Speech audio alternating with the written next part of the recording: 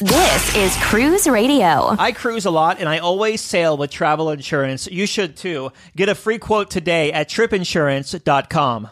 Here we go. Broadcasting from the tripinsurance.com studios in Jacksonville, Florida. This is Cruise Radio. Hey, how's it going? My name is Doug Parker. Thank you so much for checking out this episode of Cruise Radio. Very happy to have you here, my friend.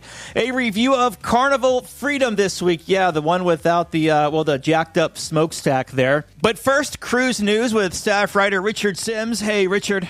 Hey, Doug, am I right that we're not playing our usual game of Where in the World is Doug Parker today? Are you actually home?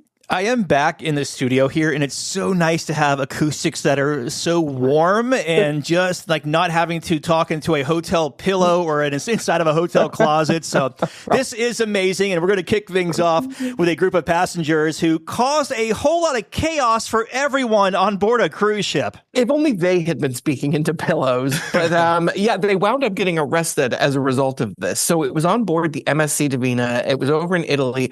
A group of young adults somehow managed to gain access to the ship's onboard PA system, and they broadcast a couple of announcements basically saying that the captain had lost control of the ship and it was drifting powerless. Obviously, this sent a bit of a panic through the people who heard it.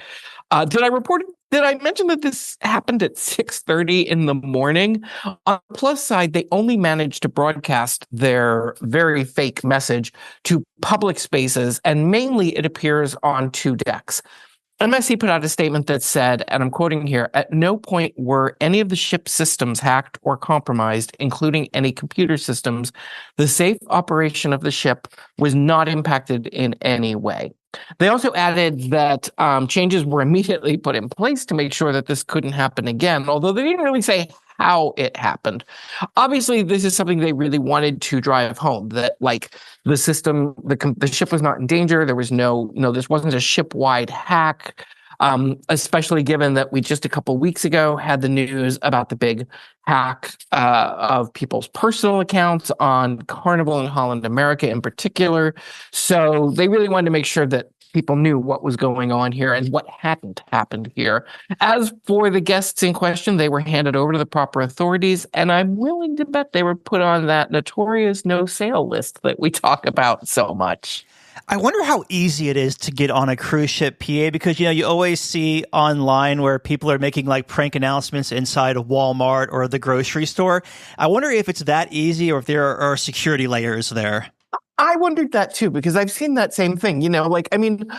I have walked past the phone in a Walmart where they pick up and make announcements like, an associate to hardware or whatever. And I've always been like, oh my God, I really want to do that. But I don't imagine that it's that easy to get to the ship's system. I'm very curious about that myself. Next up, we have news that Princess Cruises is making a couple of changes to their booking policies, including one that will impact every single cruiser. I feel as if cruise lines are doing everything in their power to see just how much they can get away with before people start pushing back. They keep announcing higher and higher profits and then doing things as if they are too big to fail. You know who else was too big to fail? Lehman Brothers. And guess what? It failed. It's not with us anymore. Anyway, Princess has announced that starting on September 2nd, any new sailings being booked will have a final payment date of 120 days before embarkation. This is up from the previous 90 days. If you don't make final payment by that date, your cruise is canceled. No questions asked, no grace periods, nothing like that. On top of that, they are also increasing the standard deposit on most cruises. Standard deposits will go from $250 to $300 for anything beneath a suite, while suite deposits will go from $500 to $600, which means they're getting more of your money sooner so it can sit in their interest-earning accounts instead of yours. And of course, they've also changed their cancellation fees to align with this new 120-day final payment. Previously, if you canceled 30 days out, you paid a 100% fee. Now, that 100% cancellation fee kicks in at 60 days. Obviously, one reason to make some of these changes is that they know you're less likely to cancel once a big fee kicks in. When it's easy to cancel when there's no punishment for it, but once you hit those final payment dates and you start getting closer and closer to your cruise, those payments go up, and that means you are less likely to cancel, which is good for them because if they have to resell your stateroom closer to sailing, they're probably going to have to do it at a cheaper price. A lot of the cruise lines are really looking to book as far out as possible. And they're saying, even like Norwegian last week even said that they are now willing to make the far out pricing a little bit cheaper in order to encourage people to book early as opposed to waiting until the last minute and trying to get a last minute deal. So I think we're going to see more and more of this where the cruise lines want your money sooner and they want the final payment sooner as well to sort of lock you in to that sailing. I don't know, man. I see a self-implosion in the works. I do too. I mean, everywhere you look, it's obviously one of the reasons cruise lines are looking to bring in new cruisers, and the whole new to cruise thing is so important to them, is that new cruisers aren't aware of, sort of how much things are changing and how much they've changed in the last couple of years. And we're seeing cruise lines just, gratuities going up, services being cut, entertainment being cut. And it does, even as they're announcing bigger and bigger profits, it really does seem as if there's sort of a day of reckoning on the horizon. And I'll be interested to see how this plays out in the next year or so. And new food on some Carnival ships. For a whole lot of Carnival regulars, Guy's Burgers is like nirvana. It's the be all, the end all. And I'll confess, I love me some Guy's Burgers, but I'm kind of more a Blue Iguana Cantina guy because some of the food there comes with things like lettuce and green peppers, and I can pretend it's healthy even though it's probably not. Well, Blue Iguana Cantina is now introducing a nacho bowl, and while it will eventually roll out across most of the fleet, right now it's only available on 6 ships. Which ones, you might ask? Well, it would be Carnival Vista, Paradise, Firenze, Conquest, Dream, and Panorama. Now, if you want to grab this tasty treat, you've got to time it right because it's not available all day. It's only available during limited hours. These nacho bowls are being served from 3 p.m. to 6 p.m. on sea days and from 4 to 6 p.m. on port days. And there are 3 options: spicy chili con carne, say that 3 times real fast, or even just once, spicy chicken tinga, and refried beans. So, I mean, these sound amazing, and I have a feeling they will be extremely popular. Did I mention they're free? We love free food. Meanwhile, some bad news for fans of a ship that was slated to do her final sailing in September. So when I first got into cruising, I was surprised by a few things, including that individual ships had fans. Not just people who like the ship, but people who love the ship. And for many of these people, when a ship leaves a line, it's kind of borderline traumatic. So when Norwegian announced that the 1999-built Norwegian Sky was being sold, fans of that ship booked her final sailing, which was slated to be a 19-night voyage leaving Greece on September 9th. Actually, that's not entirely true. Originally, her final sailing was supposed to be a 21-night sailing, but they eventually changed the itinerary back in July. Well, now NCL has sent a letter to guests booked on this final cruise saying that it has been canceled entirely. The ship was supposed to journey through several areas that are experiencing a lot of turmoil. In the letter, NCL said, and I'm quoting here, "Given the ongoing uncertainty in the region, we no longer have the level of confidence needed to deliver the experience you expect and deserve." I guess that means that whatever the sailing before that was, is now the final sailing. So congratulations to those people because they are on the ship's final sailing. The ship has been sold. It's moving to another line now, so it will be gone. It's during their earnings report, Norwegian mentioned that there would be several other ships leaving the fleets in the next few years, and I assume they will, like the Sky, will be some of the older ones. I know that personally, I will be distraught when the Gem leaves, so I'll be one of those people who is wanting to do a final sailing. Have you ever had something like that where it's like a final sailing of a ship that you have a personal attachment to? Oh, yeah, I've done it on a couple of sailings. In fact, so when Carnival Ecstasy departed, it was October of 2022 was the final sailing. And I just said, I don't care what it costs. I have to get on it because I lost my dad the December before that. And that was, tied to our family. It was here in Jacksonville. And so if that sailing was canceled, I would have been pretty upset, not just from, okay, my plans are messed up, but more of like a personal impact it had me on, on my life. So I get the fact that it's not just, it's a cruise cancellation, deal with it. It could be much more than that to some people. I think the two things that people get most upset about when a cruise is canceled is if it's a final sailing or if it's a first sailing and either it gets canceled or they book earlier ones because you think you're going to be the first people on board and then it turns out people who, are able to book before you get on. I think those are the two, bookends of what is most upsetting when a ship is canceled. And we wrap things up with what is said to be the largest giveaway in cruise history. When I first heard this story, I thought it was a joke. I thought it was one of those things that pops up in your timeline and you're like, okay, what's the catch? But no, there is no punchline. There is no catch because it's true. So the Zac Brown Band was performing at Fenway Park in Boston to a sold out crowd of 37,000 people. I think this was their 14th or 15th night in a row of having done sold out concerts. And danged if he didn't get up and announce that every single person in attendance was being given a free cruise for themselves and a loved one. This was around $40 million worth of cruising, and it was all being paid for by Zac Brown himself. Now, this isn't exactly out of the blue as it might seem, because the musician helped design a venue on the newest Margaritaville at Sea ship, the Beachcomber, and it's named Same Boat. And I didn't really mention that before, but these cruises are on Margaritaville at Sea.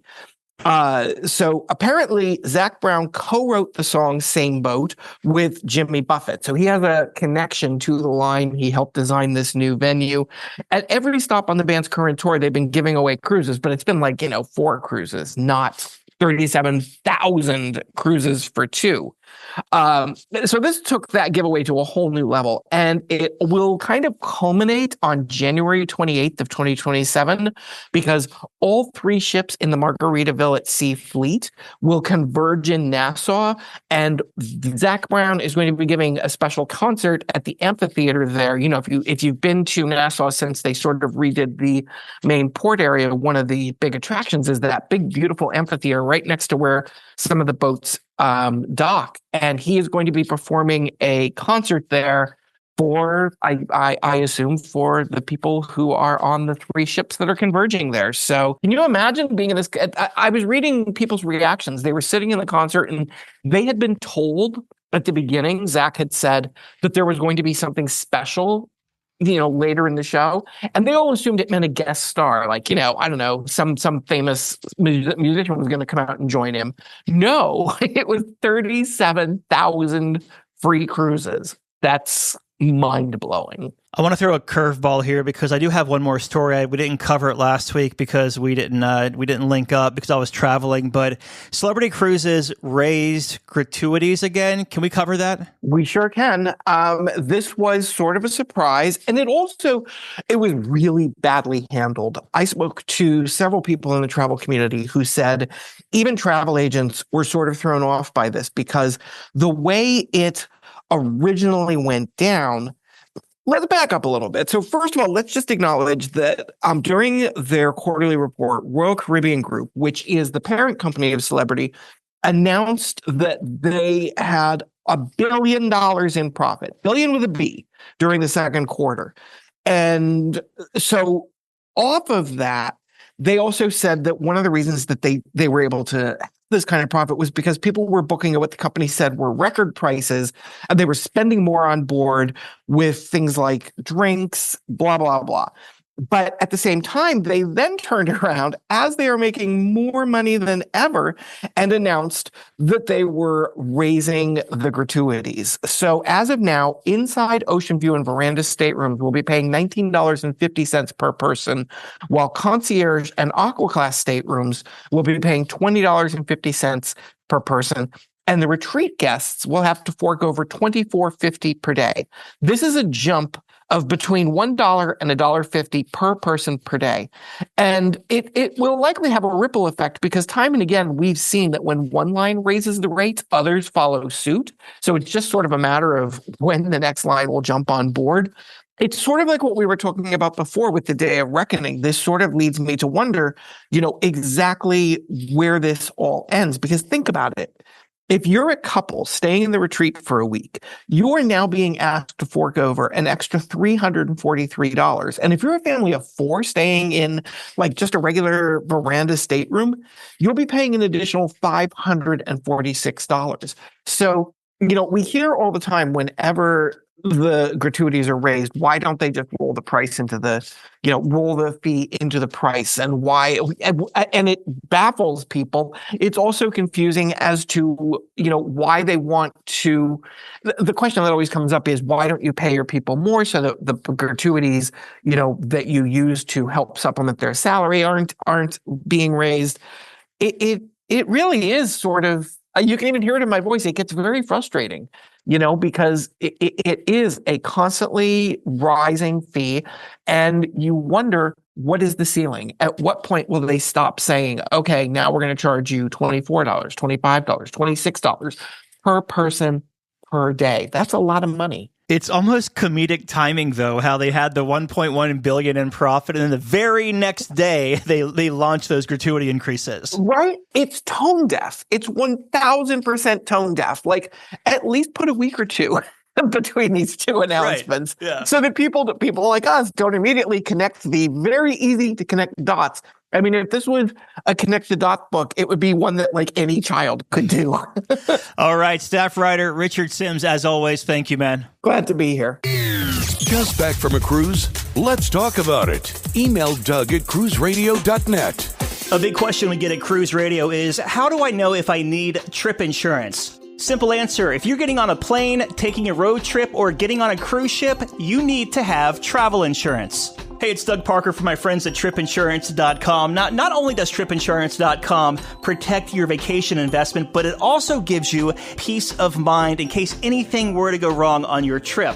How do they do it? They offer 3 different types of trip insurance policies. Good, better, and best. One policy for every vacation budget. But it doesn't just stop there. They're up to 40% lower when you shop around on other comparison sites. Plus, tripinsurance.com offers 24-hour customer support before, during, and after your trip, online claims assistance, and travel alerts to let you know what's going on at your destination. But find out for yourself. Check out tripinsurance.com. Have a tip or a lead on a news story? Let us know. Email tips at cruiseradio.net. Kevin just returned from a 4-night cruise on Carnival Freedom. He joins us on the line to talk all about it. How you doing, Kevin? Doing great, Doug. How about you? Good to talk to you again, my friend. Give me some pre-cruise thoughts. What made you want to sail this 4-nighter out of Port Canaveral? Yeah, we were looking for just a short getaway. My son's school ended on that Wednesday, right after Memorial Day weekend. And so we were just looking for something to kind of celebrate the end of school and just have a, sneak a cruise in, I guess you could say, living in Central Florida. So it was a great itinerary, just visiting their private islands, and it's like a good opportunity for us. Yeah. Any pre-cruise time in Port Canaveral before you sailed? Not this time. So we usually do go over the night before, but this time, just due to the fact that his school ended the day before the cruise left and the skiing things packed up, we just actually drove over the morning of the cruise. So you make your way to Port Canaveral to board the ship. How was the embarkation, and how long did it take you to get from the curb to the ship? It took us a little bit longer than I had hoped. So it was probably about, I'd say about 45 minutes roughly from curb to ship. It was slow going. I think getting into the port a little bit was a little bit of a challenge with all the construction that's going on. The ship utilizes Terminal 6, right? So they're building that big old new parking garage there, and it's not quite open yet. So there's a lot of construction you got to navigate around. But once we got into the terminal, we did have priority embarkation just because we were in a suite, but that wasn't always helpful at times, right? So, there's short lines here, but not over there, and so forth. But there's a lot of hurry up and waits, I guess, when you're going through that terminal with Carnival of getting checked in and then going to security, and then they do the drug dog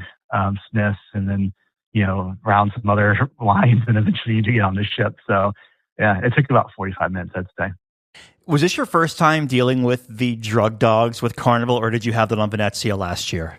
I feel like we had that on Venezia last year, but my wife says no, but I don't know. I mean, we might have, but yeah, it's, we definitely had to deal with them, and that was fine. I mean, obviously we had nothing to hide or anything like that, but I'll say later on in the cruise, it seemed like the drug dogs may have not done their best job with some other fellow guests, but it is what it is, Yeah, no, I hear you. When I was on Carnival Sunrise a couple of weeks ago, we had to line up and get sniffed by the drug dogs. But I will say I saw those dogs walking all over the ship during our 4 or 5 night cruise. And for once it was actually, it felt like the drug dogs did their job on Carnival Sunrise, but I am curious later to hear about your Carnival Freedom experience there. So you make your way on board the ship.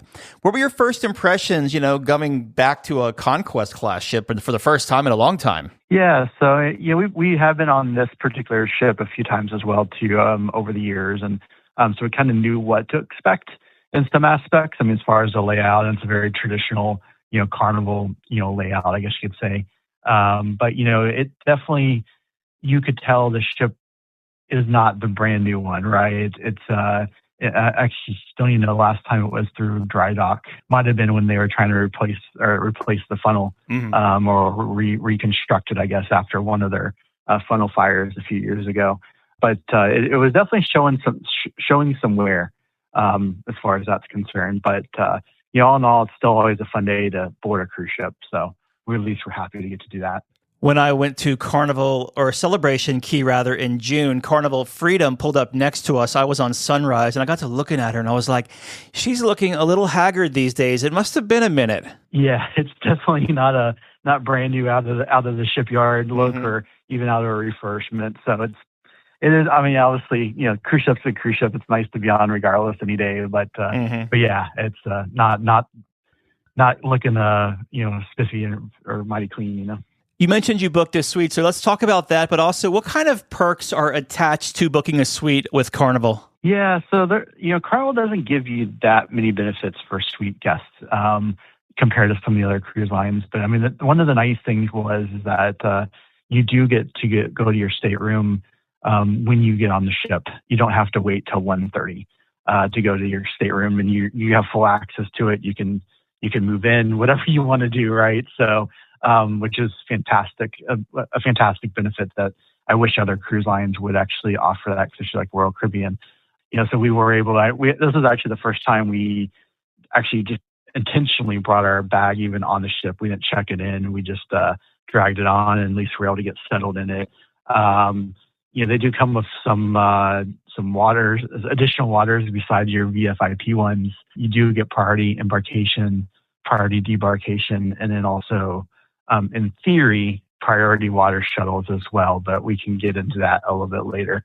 So, but yeah, that's there really aren't a huge amount of benefits as well. I mean, you even just get one stateroom cleaning a day, and just like any other room too. So it's, I mean, it is nice to have the extra room though. So obviously you do have a much bigger room, much bigger balcony.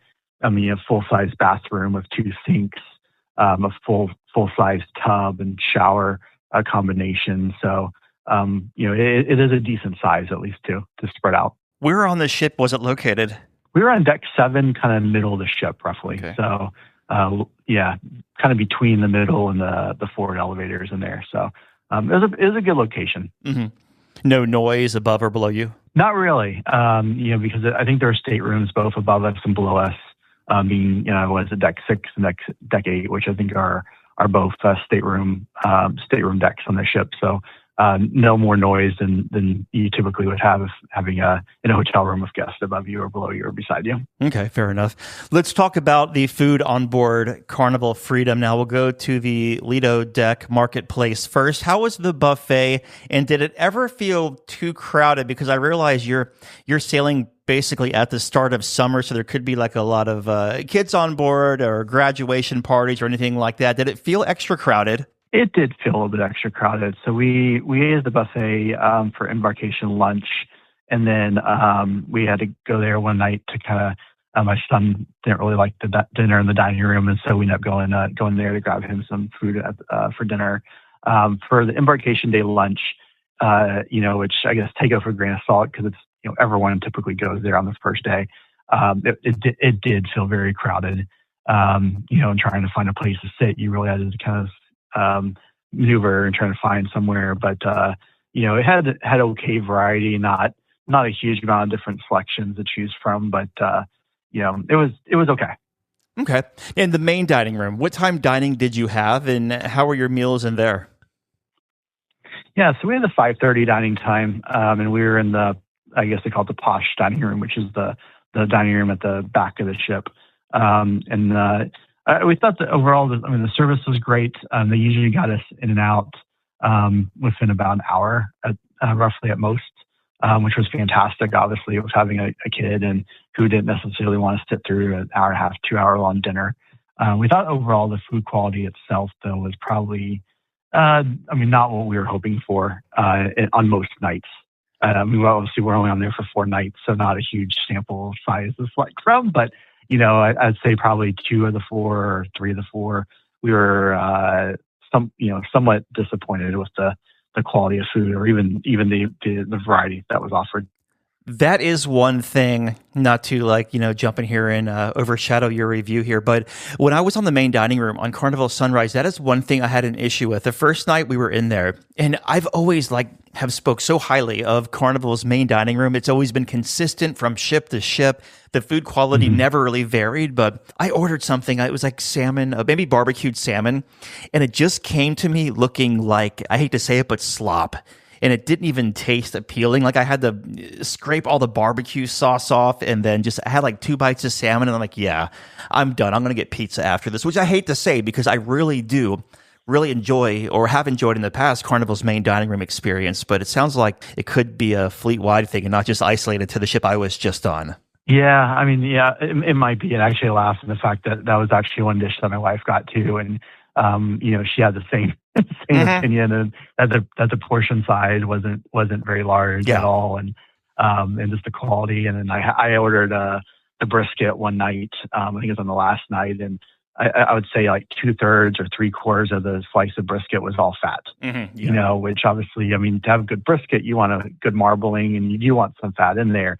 Not saying you want a clean slice of meat, but even the waiter came by and he's like, "Whoa, that was a lot of fat on that slice." And I kind of wish I wish you cut that earlier on, and before you brought it to me. But all right, yeah, but he was very nice and offered up to go get another plate of it if I wanted it. So. Gotcha. Yeah.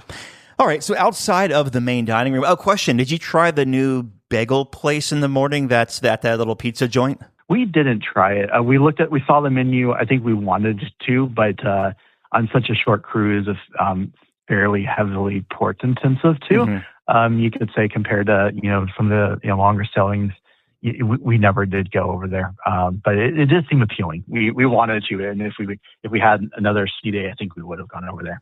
And did you get any pizza this time? Did not. We missed out on actually quite a few of the items. We didn't get any pizza, which surprisingly didn't do any Guy's Burger. We did try out the barbecue place that was on board the ship when they actually it fooled me because I was like, oh, they have the old fashioned on that ship. I think it's like Guy's Pig and Anchor, but called old fashioned. And I didn't see it on the Hub app at first. I was like, oh man, I must have taken it off or something like that. And I didn't realize that they had changed the name to I think they call it now Chicken, Waffles, and More is actually what they call it. And so we had tried that out. Actually, I think that was what we actually ended up having on our one sea day. We had that for lunch. And they do have different varieties of chicken tenders, waffle, and then plus a small selection of the barbecue items, and it was pretty good. I think all three of us really did enjoy the meal there. How was the entertainment on this 4-night cruise? Entertainment was okay. So they had one production show, and a couple of comedy shows, obviously scattered throughout the 4-day voyage, and then some game shows. I think it was like Deal or No Deal, and then they had obviously they have the traditional bingo things and Love and Marriage, stuff like that. So you could tell they were trying to cram as much as they could into a 4-night voyage as they could. So. Mm-hmm. Very nice. As far as I guess around the ship, they have the music in the atrium and things like that. Did anything catch your ear throughout the sailing? Yeah, they had really good music all throughout. So, I mean, traditionally, obviously, in the evenings, they had some sort of musician or instrumental thing going on in the atrium. And this ship has one of those, traditional tall atriums all the way up to, the top, upper decks as well, not just the 3-story one like on the Vista class. Mm-hmm. And then also, kind of by the casino, there's typically a band there, and so you definitely had quite a few musicians throughout. They're all really good. How were the sea days as far as crowds and congestion? Yeah, so we had just the one sea day, which was at the very beginning of the trip, and it did feel crowded, right? So once again, they were trying to cram as much as they could into that one sea day with like the ice carving and things like that around the pool and crew for St. Jude and things like that, and it did seem very crowded around the pool area.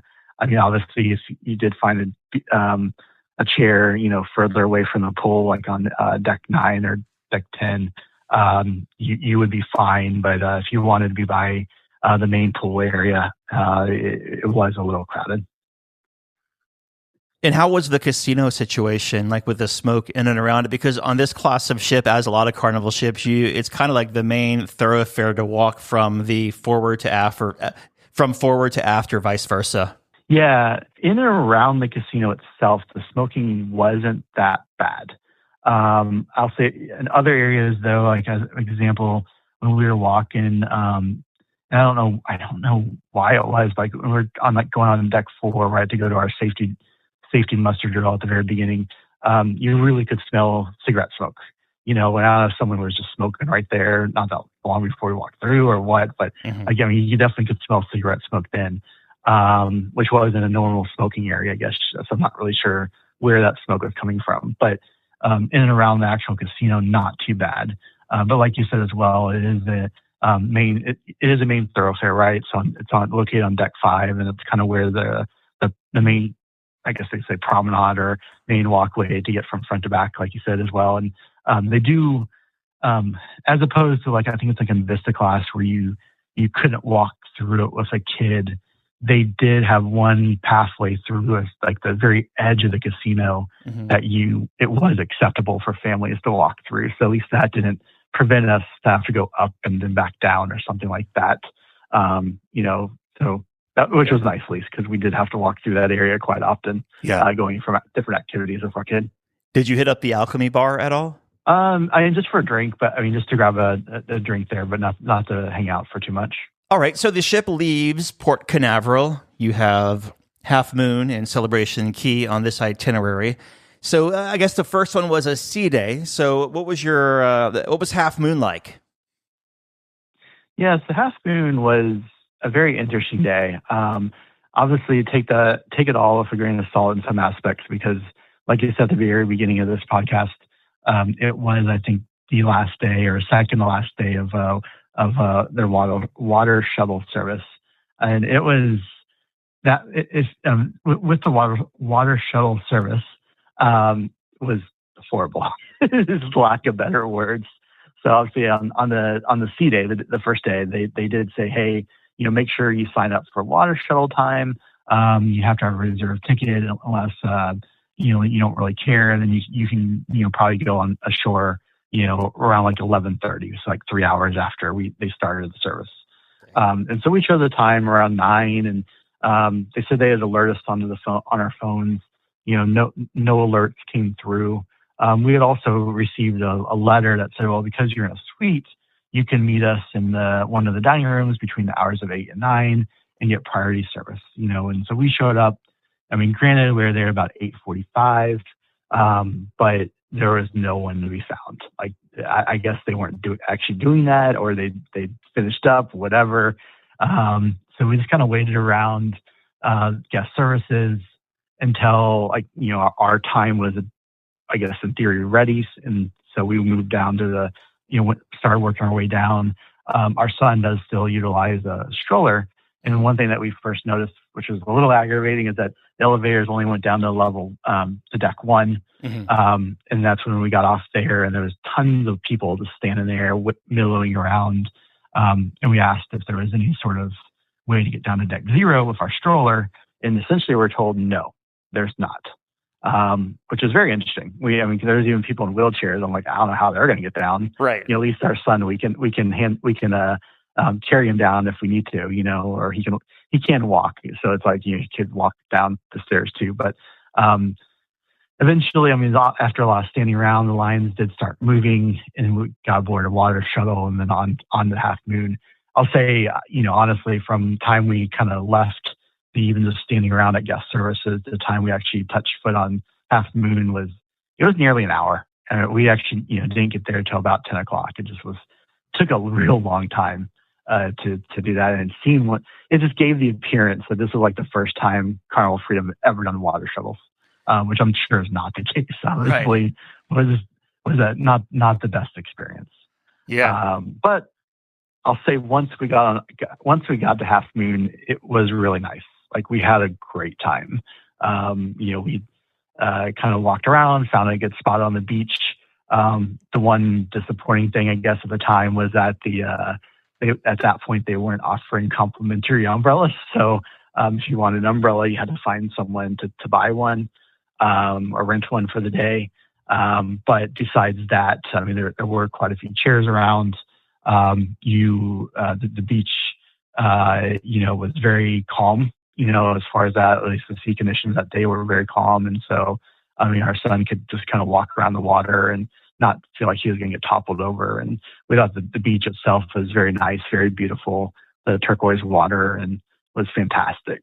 And, there's different eateries around, and we ended up going to like the barbecue grill basically, and had very basic items there. Not a huge variety, but, plenty of seating area around there too. And yeah, overall it was a good time. And then on our way back to the ship, once again, we found ourselves in this huge line that snaked around the island a little bit in this courtyard area and everything. And from the time we joined that line to the time we got on the ship was 2 hours.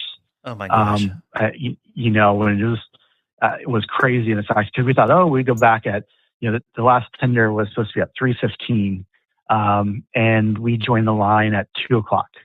So we figured, okay, we'll beat the rush, which obviously wasn't necessarily the case, but yeah, we joined the line at 2, and I think we finally boarded a tender around 3:30, and we're back to the ship in our room by right about 4 o'clock, like 3:55 or something like that. And once again, it was just really slow going on the tendering process and getting people through. And I don't know if there were tenders broken down or anything like that, but just what was somewhat of a nightmare in some aspects. And, I'll say that the line at guest services from people complaining, I think it was that night, was always very long.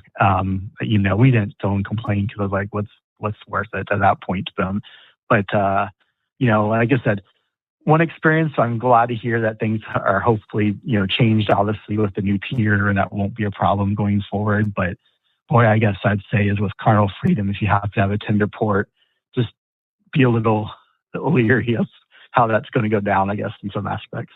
Yeah. Yeah. I guess if there is anything, that would be the silver lining to that, is that they won't be having to use that water operation any longer because they have that dock now that can hold, well, I guess they might, because they have a dock that holds 2 ships. And if they bring a 3rd ship in, it's still going to be a water shuttle. But speaking of piers, Celebration Key is your next port of call, and they have a newly developed pier there. How was your day at Celebration Key? And this was your first time too, correct? It was, yeah. We've never been over there before, and we had a really good time. I mean, I'll say I've heard a lot of mixed reviews, I guess you could say, of lack of better words, about Celebration Key. And, we actually overall thought it was fantastic. I mean, we had a great time.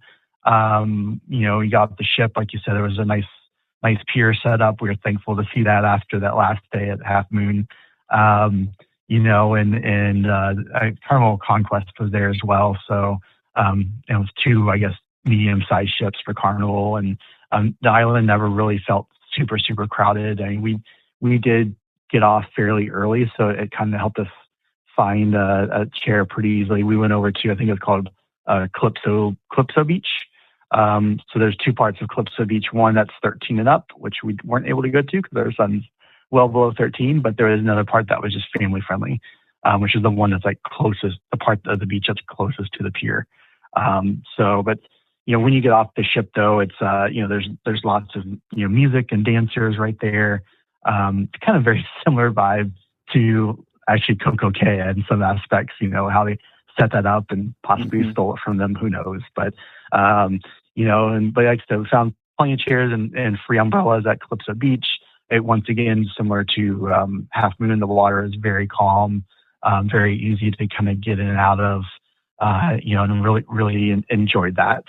And then when we were thinking of like going to grab some lunch, and we ended up seeing they had a nice fun parade that kind of walked through, basically more of a band and some dancers that kind of walked through. And my son really enjoyed that because, seeing this marching band basically, it's kind of crazy for him to see that up close like that. And but then he just wanted to walk with the band for a little while, so that was pretty cool. And then we ended up we didn't go to one of the free options, more or less just because after we walked with the band, we were like, let's go find a place to eat. And so we ended up at, I think it's called Surf and Sauce. It's their barbecue restaurant that's there on the Celebration Key. And for there, they do give you 40% off of certain items that were on the menu, which included like their sampler platter. And the sampler platter was big enough to share for my wife and I. And then they have a free kids menu that was there as well. And that was really good. We actually were really, really surprised and really happy about the quantity of food. We walked away stuffed. And I think our total bill was, I think it was right around $50, a little bit under $50. And that included like a couple of rounds of soft drinks and obviously our meal and a tip for the waitress. And, it was a really enjoyable experience. Okay. As far as that's concerned. So, and then obviously after enjoying some more beach time and, walked back onto the ship and no lines at all getting back on, which was fantastic. But like I said, overall, we had a great time at Celebration Key. How was the weather there for you? Was it beautiful, sunny? It was sunny and hot. I'll say that. I mean, I think even in Florida, I think it was, which makes sense, right? In Florida at that same time, I think the highs were in the lower 90s at the time. I think over there it was probably in the upper 80s or lower 90s. So it was really, really hot. And I'll say the same. It was the same at Half Moon as well too, where that's probably what made that 2-hour long wait at the end of the waiting for the water show even kind of more problematic. Was it was really hot and there was no shade. Celebration Key, obviously we'd have to wear out a wait, but it was really hot and not much shade either. But overall though, again, there's plenty of areas that the water is nice temperature, and obviously with the umbrella at our chair, we could definitely go over there and relax and kind of get out of the sun slightly. Yeah, and one thing I will say about Half Moon, or not Half Moon rather, but Celebration Key is that Carnival is listening to guests and the feedback about that destination, because right now they have 12 shade structures being constructed. Yeah, so when I was flying off the ship in Celebration Key, I asked the port agent to show me some of them, and he did, and a lot of them had barriers where they're not complete yet, but they're these giant shade structures that people can go under to either take a break, or they're going to have cooling fans under there and stuff. So it is good to see, because I walked last July. I walked the whole perimeter of like where the tram goes all the way around, and it was brutal. Yeah, I'll say the interesting thing is, even like I was talking about that marching band earlier, and and obviously those I'm assuming are property employees basically, and used to the conditions. And I'll say one at the end of that parade, a couple of the band members actually were asking for medical attention because of how hot it was, or that's what it appeared to be, is that they were having some sort of heat-related issue. Yeah, so I mean, obviously it was a warm day, and I'm glad at least we went in basically the very end of May versus July or August when it could be even hotter. So you leave Celebration and you're heading back to Port Canaveral the following day. Being a suite guest, you get priority debark, but did you take advantage of that or hang out a little while until the crowd thinned out? We hung out a little bit longer. I mean, because they started debark at, I think it was like 7 in the morning, and we definitely didn't need to be off at 7, but we went off around a little bit after 8 o'clock. And once again, they kind of do the digital debarkation where, you could put in there if you wanted to, check bag service or hand carry your bag off, and we just hand carried our bag off. It went really smoothly overall. I'd say from, leaving, Lido Deck where we had breakfast at the Blue Iguana, to when we got to our car was probably no more than like 15, 20 minutes. The big thing, I guess you could say, between the two is there was a lot of passengers that were utilizing just their birth certificate, and that line was really, really long. I mean, it went pretty much all the way from the check or the birth certificate almost to where you get off the ship in the terminal. That line was just, like I said, those people were going to be there for a while, but all three of us have our own passports. So even though we got questioned multiple times about our 5-year-old son having a passport, I was like, nope, I have right here. This is actually a second passport, to have in his career, since they only kids' passports only last for about 5 years. Mm-hmm. And so we were able to get right through, and they were using facial recognition. The facial recognition itself wasn't moving very quickly, but again, there weren't very people in the passport line, so it all worked out, and they had plenty of agents to kind of help you through that process too. So, like I said, it was really quick to get from the ship to our car. Do you have any first-time tips? It sounds like one of them that you've said a couple of times would be just be prepared for the Bahamas heat this summer, or anytime you go, really. Yeah, that's definitely one of them. Be prepared for the Bahamas heat. It can be really, really hot. Carnival Freedom, like we kind of start off the conversation, is showing its age a little bit, so don't expect the latest and greatest as far as what you'd see, as far as like Carnival, Mardi Gras, the Mardi Gras Excel class, the ships. But besides that, I mean, it was a good trip. Awesome. Do you think that the value was there for the price you paid? I'd say, yeah. I mean, I think the value was there. So, I mean, it was, we did get a good price for it. I mean, I'd say it's not a, peak cruise season, right? So you're not paying peak pricing on it as far as that's concerned. But, overall, I mean, there's things that could have gone a lot better to make it a better value. Like I said earlier, the food in the dining room. But overall, we had a good time. I mean, especially as a family, and got to really, really enjoy the ship. Would you mind giving me like a ballpark for 3 people, 4 nights in a suite when you sailed on Carnival Freedom?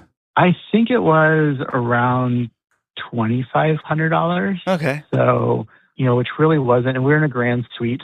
I think it was about $2,500, which I thought overall, I mean, again, like when you're thinking of like comparing to other cruise lines in a, essentially equivalent suite, you're going to pay a lot more than that, for a similar type sailing. So, that's one of the things that I could say, good or bad or ugly, but, Carnival does tend to have pretty reasonable pricing, but, I mean, it's obviously there's differing benefits. Like I said at the beginning of this discussion, I mean, it was, you don't get as many benefits on Carnival in a suite as compared to like if you went on, I mean, obviously the best I can compare it to obviously is Royal Caribbean.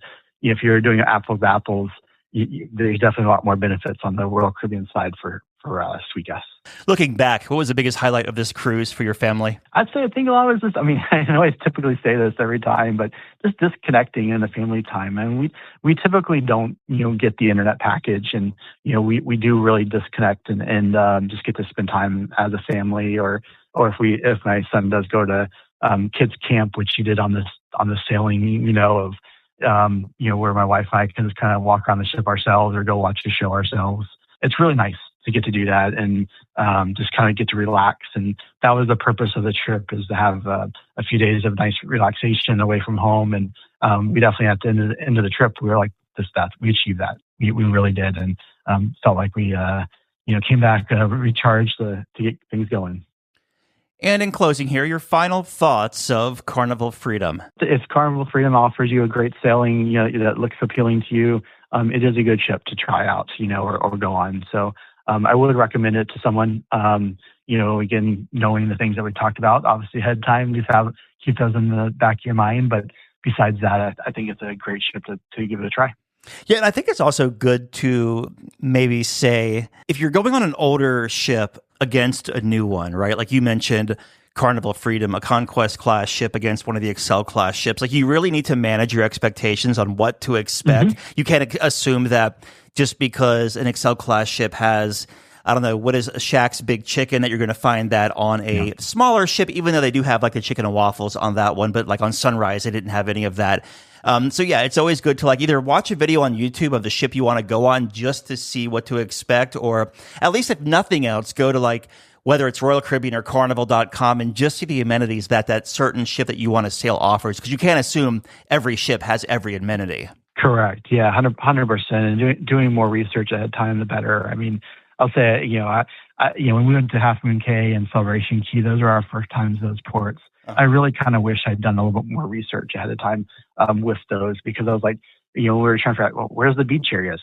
I don't know, and so we were just trying to we've been in Coco Cay so many times over the past, couple of years, we could do that in our sleep, and, trying to figure out, obviously there's signage and there's maps around and things like that, but just realizing, should have done better research. And, I'll say that that's true about your islands where you're going to, but it's also going to be true about your ship, and trying to have a game plan and knowing, like you said, managing your expectations a little bit too. All right. Talking with Kevin about his 4-night sailing on Carnival Freedom. Kevin, always good talking to you, my friend. Have a great summer, and we'll talk to you soon. Sounds good. You too as well. All right, Dougie, let's see what we got for you, buddy. Cruise Radio is produced at the tripinsurance.com studios in Jacksonville, Florida. Get cruise news, ship reviews, and money-saving tips every Thursday on Cruise Radio. If you've enjoyed this episode, please subscribe to the show. If you want to help spread the word, give Cruise Radio a 5-star review. Find Cruise Radio where you listen to your favorite podcast or online at cruiseradio.net. I'm your announcer,